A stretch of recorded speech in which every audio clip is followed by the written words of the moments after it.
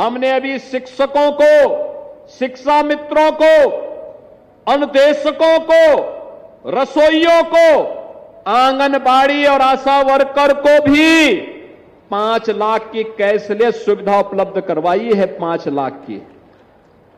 और धीरे धीरे करके हम लोग बीमा कंपनियों से बात कर रहे हैं, कुछ उद्योग जगत दे, कुछ सरकार दे। क्या हर श्रमिक को हम स्वास्थ्य की सुविधा उपलब्ध करवा सकते हैं जहां ईएसआई के हॉस्पिटल नहीं है? ईपीएफ की गारंटी देने की व्यवस्था करने की दिशा में आगे बढ़ रहे हैं। और इसके लिए हम लोगों ने प्रदेश के औद्योगिक विकास के आयुक्त को, जिसमें औद्योगिक विकास के एडिशनल चीफ सेक्रेटरी और प्रिंसिपल सेक्रेटरी लेबर को भी रखा है, उद्योग जगत के भी और श्रमिकों के प्रतिनिधियों को रखा है। ये सभी लोग तत्काल इन कार्यक्रमों को आगे बढ़ाए, अच्छा मानदेय, अच्छा भुगतान और उसमें कोई कटौती ना हो, यह भी सुनिश्चित करने के लिए कहा गया है। तो औद्योगिक अशांति पैदा करने वालों से उससे सावधान रहिए, उनको सफल मत होने दीजिए।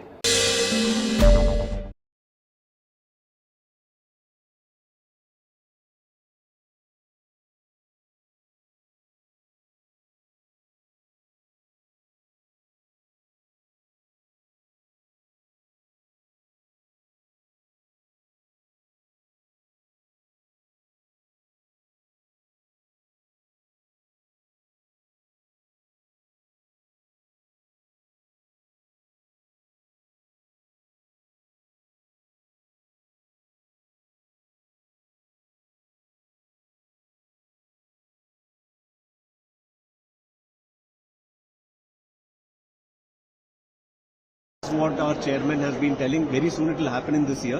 That is, the unmanned missions will take place. By the year end? I don't know about the exact time, but it will take place. Okay. And then after the 2 or 3 unmanned missions, very soon we'll have the manned. As you know, as these missions take place, there will be a lot of iterations and all that. Okay. So God willing and everything, it will happen by by 26 end to 27. You never know. Okay. Yeah. In 2025, just came to know that some 4,000 satellites were launched, and as many satellites are being launched, there are a lot of space debris also. So, are you also being trained that once you are there with the space capsule, you have to zigzag your space capsule in order to avoid collision with the space debris, which is increasing by the day? So we have not gone into those details right now in our own mission. Definitely all these are part of our missions. It is all incorporated into that. When something like this, so we were trained in NASA also same thing. And over here also, that when certain amount of information comes that very definitely we will have to maneuver it away. So this is part of human space flight. So whatever is part of human space flight, we are going to totally make sure, and that is why the technology and the thing which we are developing is totally indigenous. So we have to make sure that whenever we launch our human beings to space, they are totally equipped. And ISRO is making sure that's happening. Shooks has gone to International Space Station. Just last question. He has done a lot of tests, I think, with the other. Has he shared his experience on ISS along with me? No, definitely. We were together over there, and it was there for the entire world to see. That it is fantastic. It's something which cannot be put into words. It is there available. But that inner experience, the reason why we do, the taste of your mother's dal. Yeah. That only you know, right? You cannot put into words. Similarly, when you are there, that certain feeling you are saying, it is beyond words. And how many experiments you are planning to do in space? So that we got many of them. I won't be able to give an exact number now because it is still in the working process. Sir, no more questions, please. Our startups, I would encourage all our startups to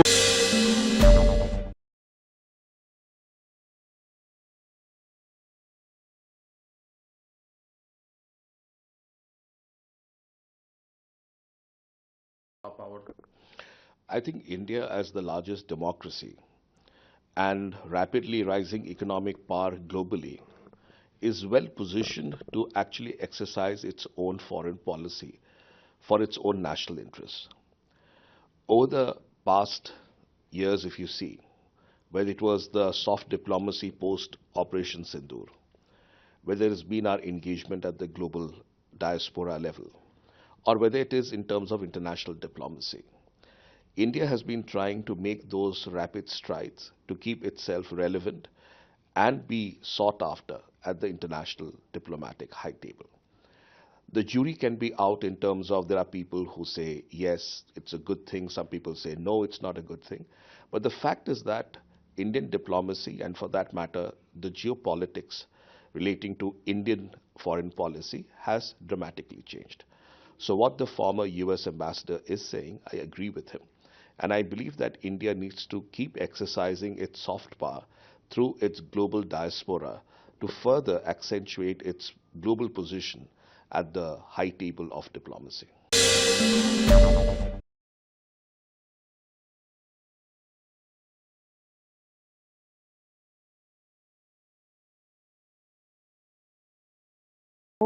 BSF को जमीन नहीं देने का पीछे TMC का political interest है, vote bank का, साथ साथ में उनका इकोनॉमिक इंटरेस्ट भी है सिंडिकेट का। ये जो चल रहा है, अगर देश को बचाना है, देश का डेमोग्राफी को प्रोटेक्ट करना है, तो हमें इस बार बीजेपी को सरकार लाना है, नहीं तो पूरा ईस्ट इंडिया बांग्लादेशी मुसलमान का कब्जा बनेगा 20 साल में। Bengal and Assam will lost is demography for ever. The change ऐसा होगा, इसको कोई रिप्लेस नहीं कर पाएगा। गवर्नमेंट तो रिप्लेस होते रहेगा, लेकिन एक बार 50% से ऊपर मुसलमान जनसंख्या की चला जाएगा, देश का मुसलमान नहीं बांग्लादेशी मुसलमान होते हुए, हमारे ये डेमोग्राफी कभी भी रेस्टोर नहीं होगा। Once you lost, it is lost for ever. तो मेरा सेकेंड फेज में जो हम लोग वोट देने जा रहा हूं, मेरा एक ही अपील है। आप देखिए, आपका इलाका में आज से 20 साल पहले कितना मुसलमान लोग थे, और आपका हर इलाका में आज कितना संख्या बढ़ा है। लोगों को कोई प्रमाण का जरूरत नहीं है। काल में एक बंगाली महिलाओं का एक यूट्यूब में उन्होंने कुछ विश्लेषण दे रहा था, मैं बहुत डीपली सुन रहा था। बंगाली महिला है, बंगाल में अभी नहीं रहते हैं, वो यूट्यूब में बोल रहे थे कि 30 साल पहले मेरा कॉलोनी में खाली एक मुसलमान परिवार थे, लेकिन आज मेरा कॉलोनी में 25% मुसलमान हो चुका है। देश का मुसलमान इतना हो ही नहीं सकता है, बिकॉज मोर और लेस देश का मुसलमान एक पॉपुलेशन पॉलिसी को भी नहीं होने से भी इन एन आइडियल लेवल एक नॉर्म्स को फॉलो करते हैं। लेकिन पश्चिम बंगाल में आजा, मुर्शिदाबाद, दिनाजपुर, मालदा, आप जाते हो तो ऐसा लगता है कि this is a extension of Bangladesh. ये बांग्लादेश का एक्सटेंशन जैसा लगते हैं। और एक बार हमारा हाथ से डेमोग्राफी चला जाते हैं, फिर जितना इकोनॉमिक डेवलपमेंट हो, जो भी हो, it will never come back. ये आ ही नहीं सकता है।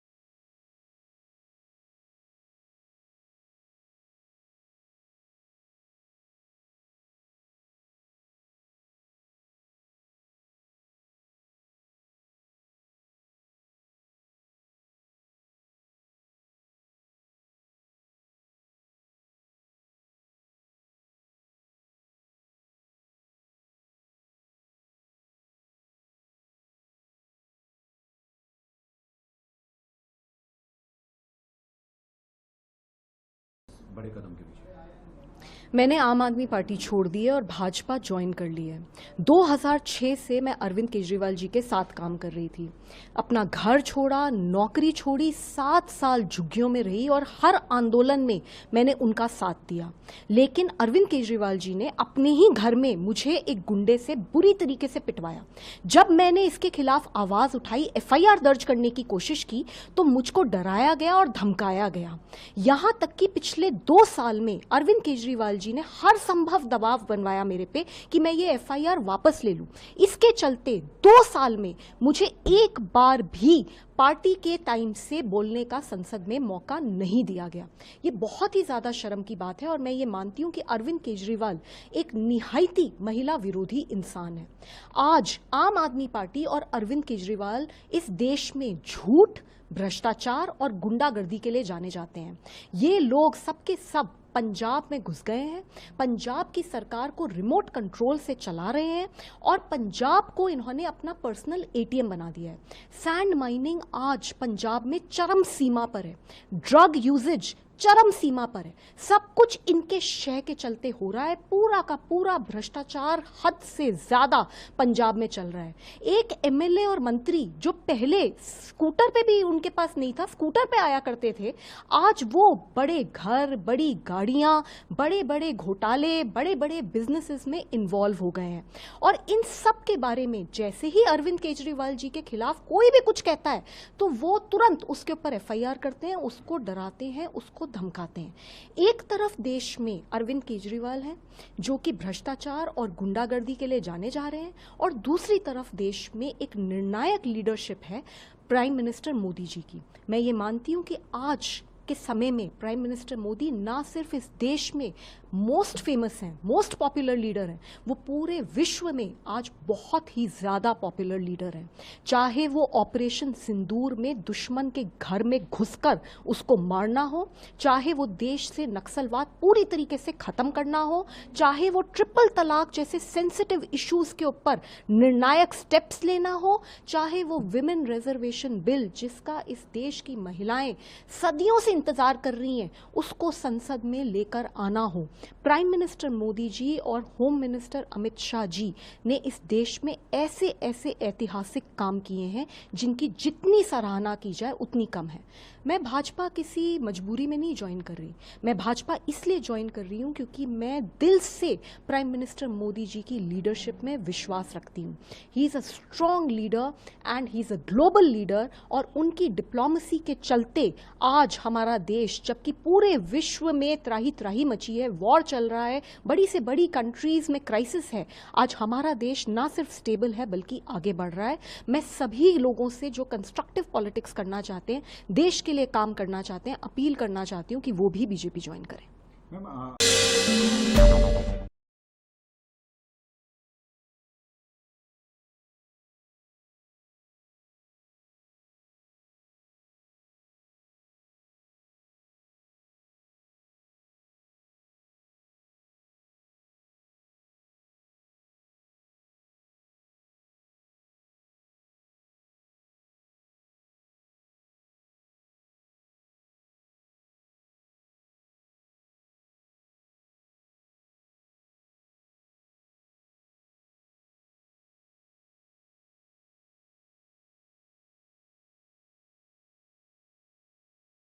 की तरफ से गद्दार तक कहा गया, क्या कहेंगे? गद्दार वर्ड आपके भाजपा ज्वाइन करने पर, हालांकि पिछले कुछ समय से आपने बताया कि किस तरह से आपके साथ जो हुआ। देखिए, मैं ये मानती हूँ कि अगर कोई गद्दार है तो वो अरविंद केजरीवाल है। जब वो शुरू करा था उन्होंने आंदोलन, तो वो एक फटी हुई पैंट पहनते थे, वो एक 2 रुपए का पेन यूज करते थे, वो बिल्कुल खटारा गाड़ी में घूमते थे और हम सब इंस्पायर होते थे और हमें लगता था कि भाई ये इंसान देश में बदलाव लेकर आएगा।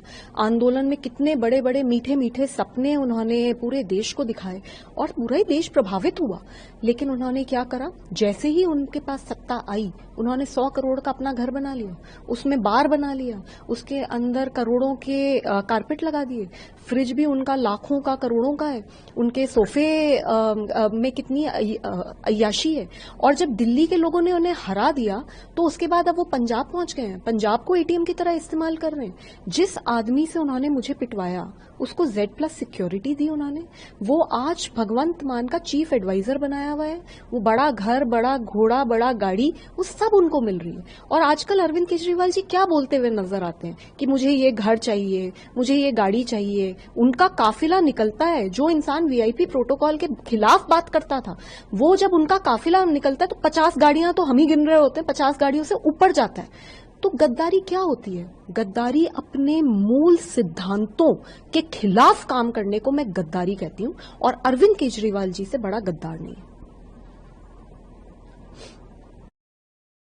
उनकी तरफ से, आम आदमी पार्टी की तरफ से ये भी कहा गया कि आप सब लोगों को सब कुछ आम आदमी पार्टी की तरफ से दिया गया। जैसे आपके बारे में कहा गया कि जैसे DCW अध्यक्ष बनाया गया, आपको राज्यसभा सांसद बनाया गया, और उसके बाद मौका मिलने पर इन लोगों ने धोखा दे दिया, धक्का दे दिया। क्या कहेंगे आप? सर, इस देश में 2006 में अरविंद केजरीवाल जी को कौन जानता था?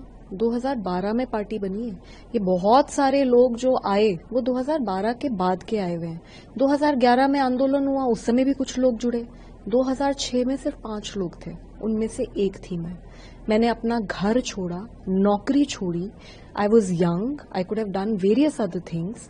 I started living in a slum. 7 साल झुग्गियों में रही हूं और अपना खून पसीना बहाया है इस पूरे कॉज के लिए। तो बाकी किसी के लिए अगर वो कुछ कहते हैं, मैं उस पर नहीं जाना चाहती, लेकिन मेरे लिए कैसे कह सकते हैं? जब उन्हें कोई नहीं जानता था, मैं तब से साथ हूं। और अगर आज मुझे से इंसान को पिटवाकर फिकवाया जाता है और मुझे से इंसान को पार्टी टाइम नहीं देती बोलने के लिए, तो वो कैसे कह सकते हैं कि वो उन्होंने बनाया? ये एटीट्यूड कितना खराब एटीट्यूड है कि मैंने बनाया। अरे आप होते कौन हो बनाने वाले? अगर कोई है जो किसी को बनाता है वो है भगवान, तो भगवान से डरना चाहिए। ये बातें बोलना कि हमने बनाया, अरे कोई किसी को नहीं बनाता। और 2006 में अगर मैं नहीं होती इनके साथ और जो 3-4 लोग थे वो नहीं होते इनके साथ, तो क्या ये बन जाते?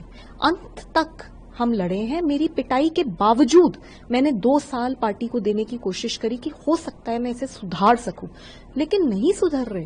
पूरा पार्टी में अरविंद केजरीवाल, उनके पैसे, उनकी अय्याशियां और उनकी गुंडागर्दी और उनके भ्रष्टाचार का बोलबाला चल रहा है। कैसे सुधारेंगे? तो इसलिए मैंने बीजेपी ज्वाइन करी है, because I am convinced in the leadership of prime minister Modi.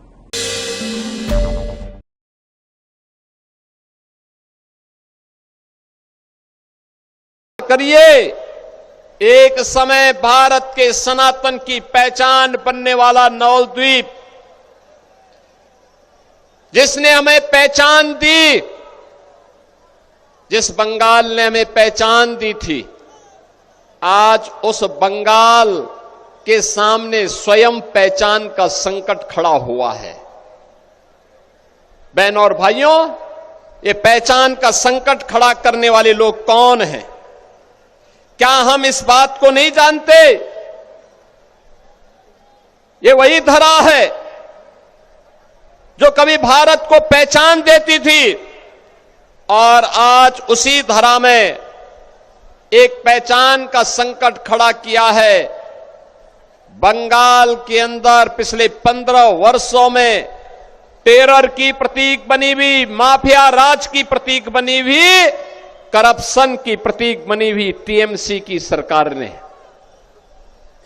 हमें याद है बीजेपी कार्यकर्ता संजय भौमिक की निर्ममता पूर्वक हत्या कर दी गई थी।